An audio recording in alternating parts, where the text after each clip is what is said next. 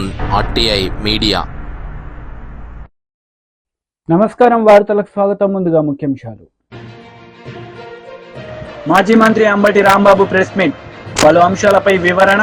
CM Chandrababu నాయుడుపై fire. మాజీ మంత్రి జగదీష్ రెడ్డి ప్రెస్ మీట్, ఇరు పార్టీలపై ఫైర్.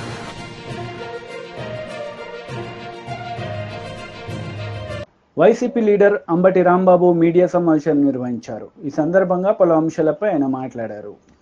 దానికి వాళ్ళ కొత్త స్లోగన్స్ పెట్టి వెళ్ళేటటువంటి ప్రయత్నం నారా వారు చేస్తున్నారు. సారా పాలన చేసే ప్రయత్నం నారా వారు చేస్తున్నారు. ఈ సందర్భంగా చెప్పదలుచుకున్నా.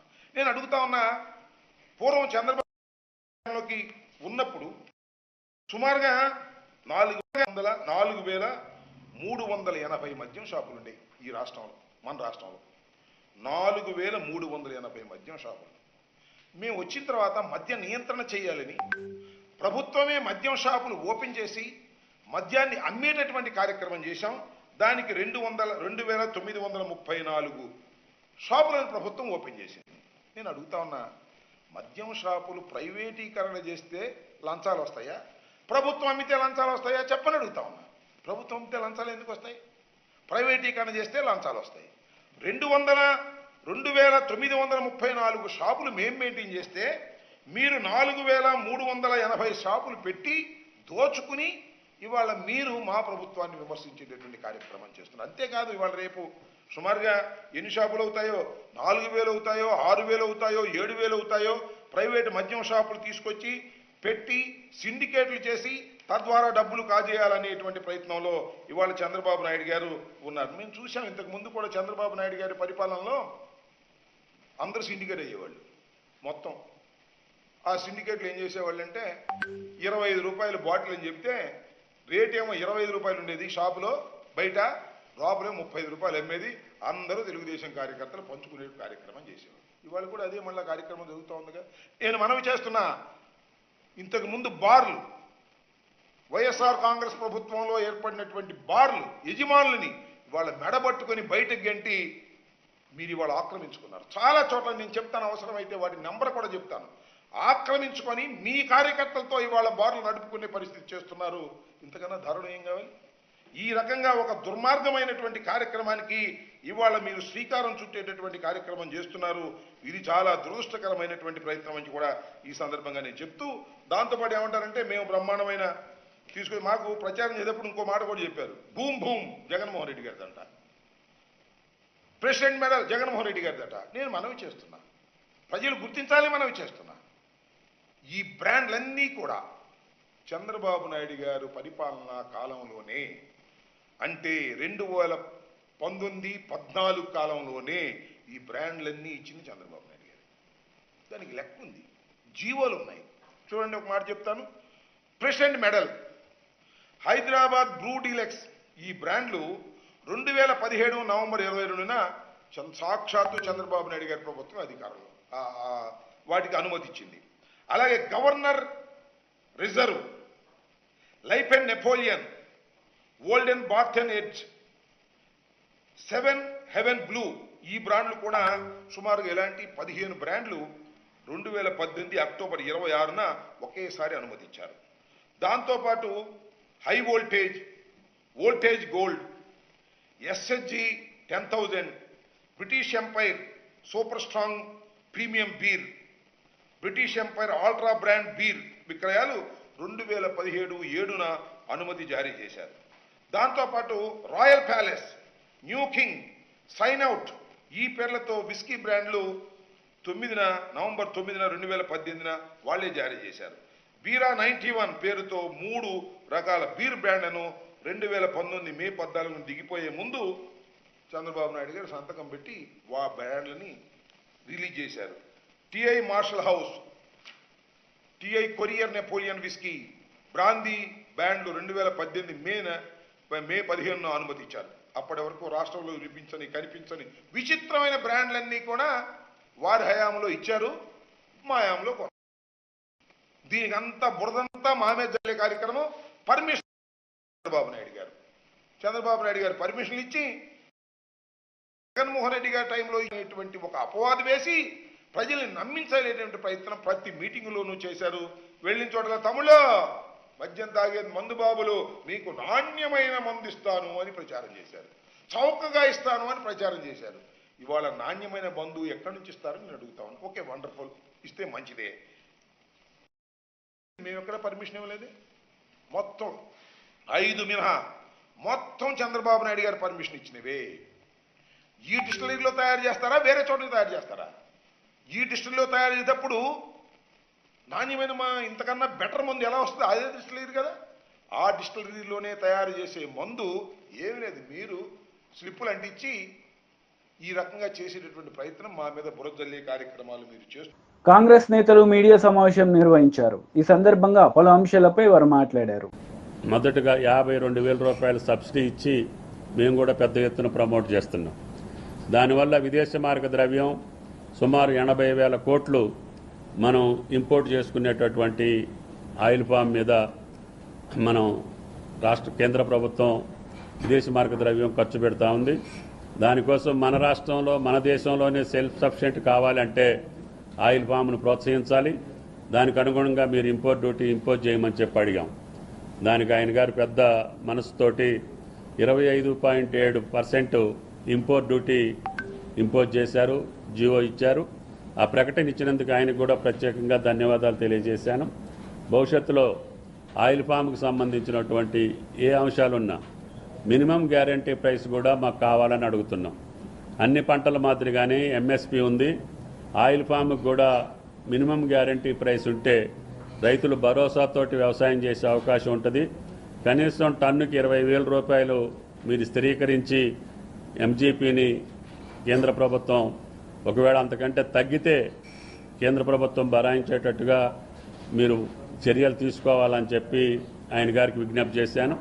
తప్పకుండా ఆ ప్రయత్నం చేస్తాను. మీరు ఒకసారి మీ అధికారులతో పాటు వచ్చి దాని వివరాలన్నీ ఇవ్వండి. ఈ ప్రభుత్వం రైతుల కోసం ఎంత వీలైతే అంత చేద్దామని చెప్పి ఆయన గారు మాట ఇచ్చారు. దానికి కూడా ధన్యవాదాలు.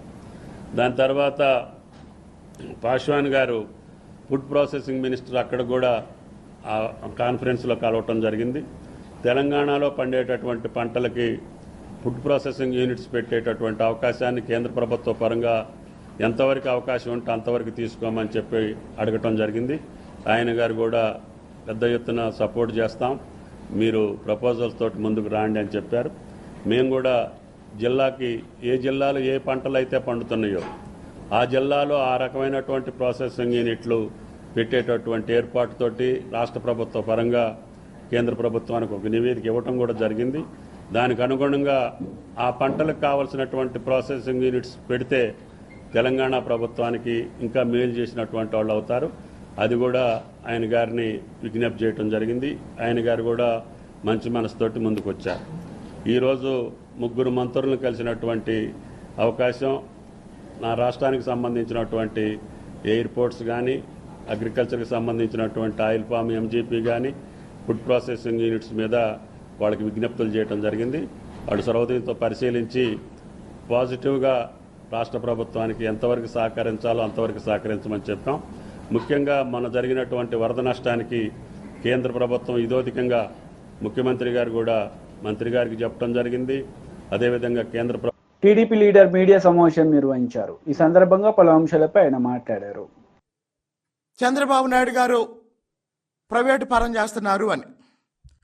వాస్తవానికి ఈ మెడికల్ కాలేజీలకు సంబంధించి వీటిని ప్రైవేట్ రంగానికి అప్పగించాలి అనే నిర్ణయం లేదా అనే ఆలోచన ఇప్పటి వరకు కూటమి ప్రభుత్వం చేయలేదు, చెప్పలేదు. ఈ 3 నెలల్లో చంద్రబాబు నాయుడు గారు చెప్పింది ఏంటి? రాష్ట్రంలో కొత్తగా వచ్చే మెడికల్ కాలేజీలకు సంబంధించి ఎలా నిర్వహించాలి అనే చర్చ వచ్చినప్పుడు గుజరాత్ మోడల్ని అధ్యయనం చేయండి అని చెప్పారు. మరి గుజరాత్ మోడల్ ఏం చెప్తుంది? ప్రభుత్వ ప్రైవేటు భాగస్వామ్యంలో ఈ కొత్త మెడికల్ కాలేజీల్ని నిర్వహించమని గుజరాత్ మోడల్ చెబుతుంది.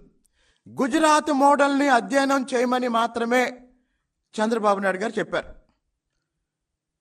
ఒకవేళ ఈ ప్రభుత్వ ప్రైవేటు భాగస్వామ్యం గురించి కూడా మాట్లాడాలనుకుంటే ఈ దేశంలో 1991కు ముందు కంట్రోల్డ్ ఎకానమీ ఉండేది. Every economic activity was controlled by the state.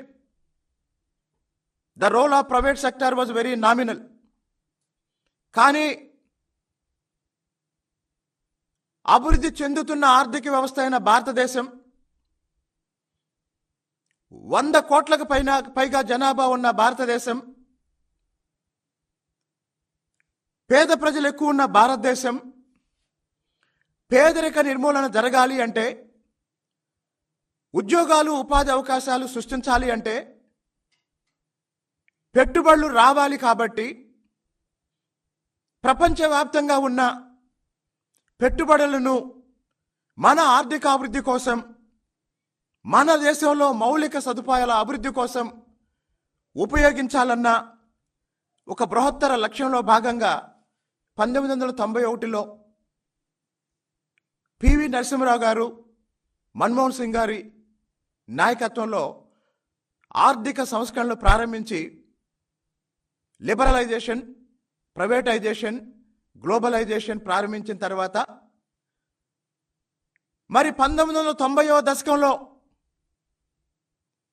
అప్పుడు అధికారంలో ఉన్న ముఖ్యమంత్రులు అసలు ఆర్థిక సరళీకరణ అంటే ఏంటి, అసలు ఆర్థిక సంస్కరణలు అంటే ఏంటి, ప్రైవేటీకరణ వల్ల వచ్చే లాభాలేంటి, ప్రపంచీకరణలో భాగంగా మనం పొందగలిగిన అవకాశాలు ఏంటి అని అర్థం చేసుకునే పరిస్థితిలో కూడా లేని రోజుల్లో ఈ దేశంలో ఒకే ఒక ముఖ్యమంత్రి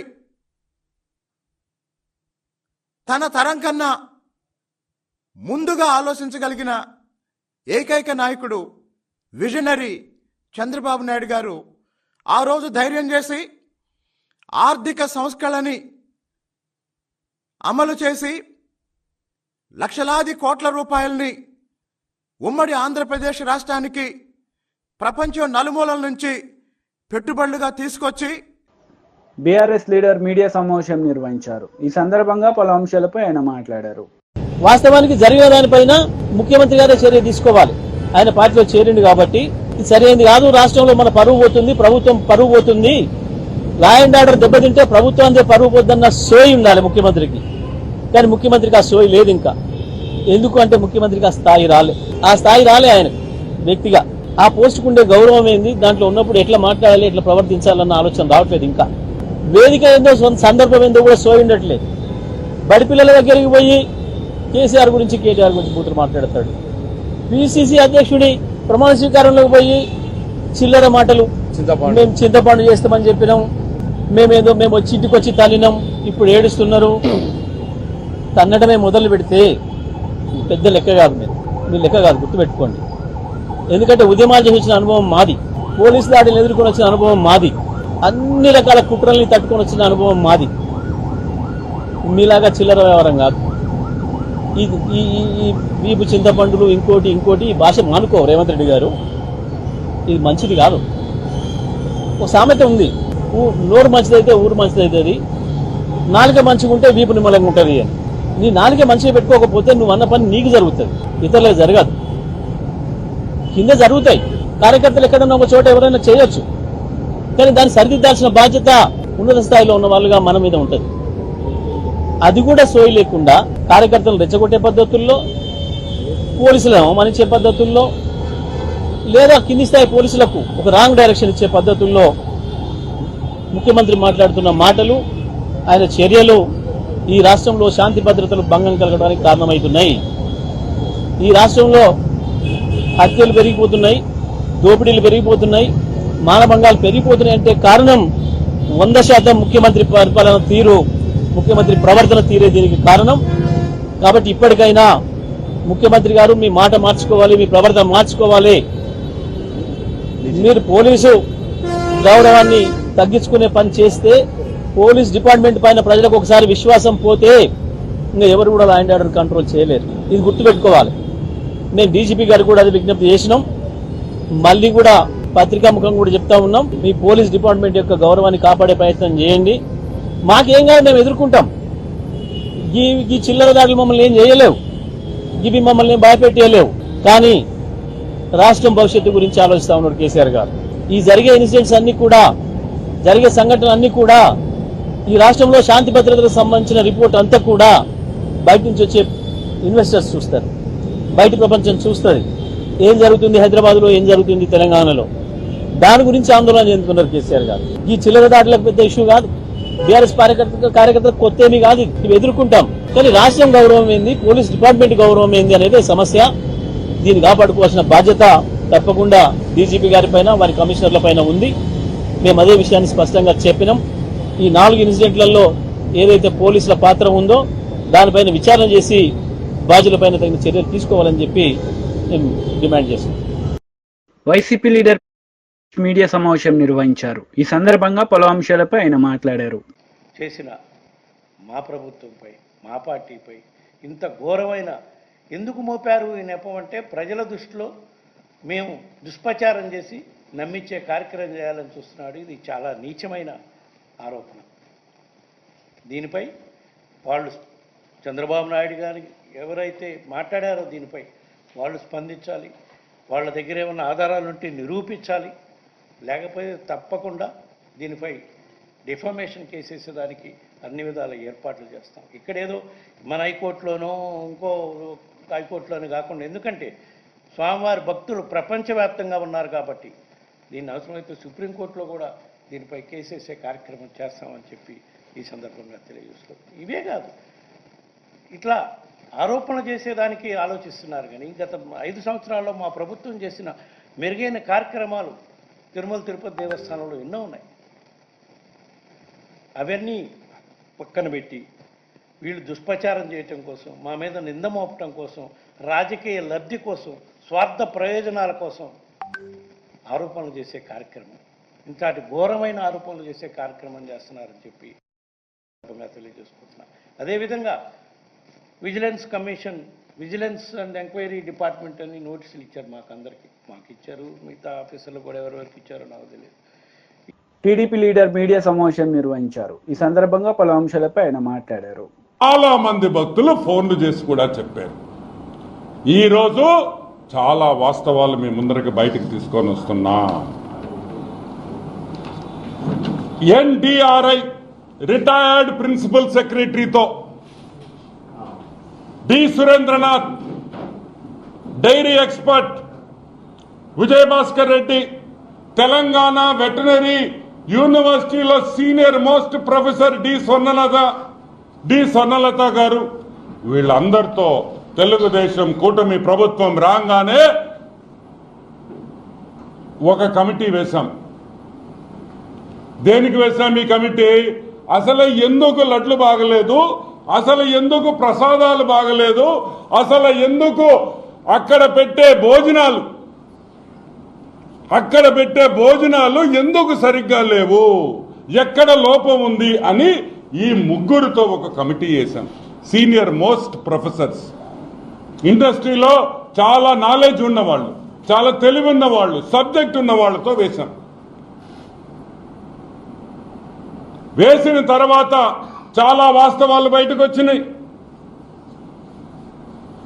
చాలా వాస్తవాలు బయటకు వచ్చినాయి. వైసీపీ గవర్నమెంట్ లో నెయ్యి సరఫరా చేసే వాళ్ళని మార్చేశారు. ఎవరు నెయ్యి సరఫరా చేస్తున్నది ఎక్కువ? Nandini dairy, Karnataka milk federation, government of కర్ణాటకకు సంబంధించిన కర్ణాటక గవర్నమెంట్ సంబంధించిన మిల్క్ ఫెడరేషన్ నందిని బ్రాండ్ తో నందిని ఘీ తిరుమలకు సరఫరా చేస్తున్నారు. మార్చారు. ఎందుకు మార్చాల్సి వచ్చింది? ఎందుకంటే నందిని వాళ్ళు, కర్ణాటక మిల్క్ ఫెడరేషన్ వాళ్ళు డబ్బులు ఇవ్వరు కాబట్టి, లంచాలు ఇవ్వరు కాబట్టి వాళ్ళని తీసి తక్కువ రేటుకి వాళ్ళకి రాలేరు, వాళ్ళు చేయలేరు, వాళ్ళకు వర్కౌట్ కాదు అని చెప్పి వాళ్ళని తరిమేయడం జరిగింది.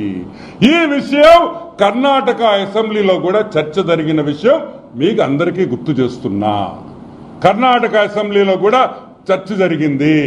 ఎందుకు మేము పంపించేకి మేము తక్కువ రేటుకి లాభాలు లేకపోయినా మేము పంపిస్తుంటే కూడా తీసుకోవటం లేదు అని అసెంబ్లీలో, కర్ణాటక అసెంబ్లీలో దీని మీద చర్చ జరిగిందని కూడా మీకు మనవి చేస్తా ఉన్నా. ఈరోజు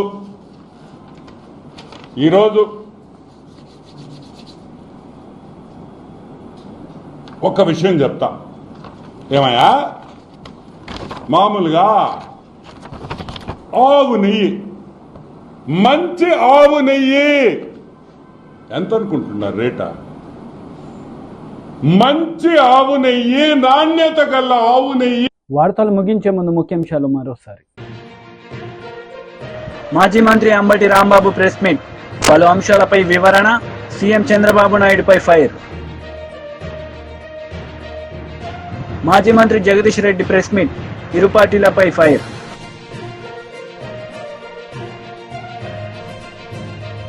ఈ వార్తలు ఇంతటితో సమాప్తం. తిరిగి ప్రసారమయ్యే వార్తలు మళ్ళీ కలుద్దాం. అంతవరకు సెలవు. నమస్తే.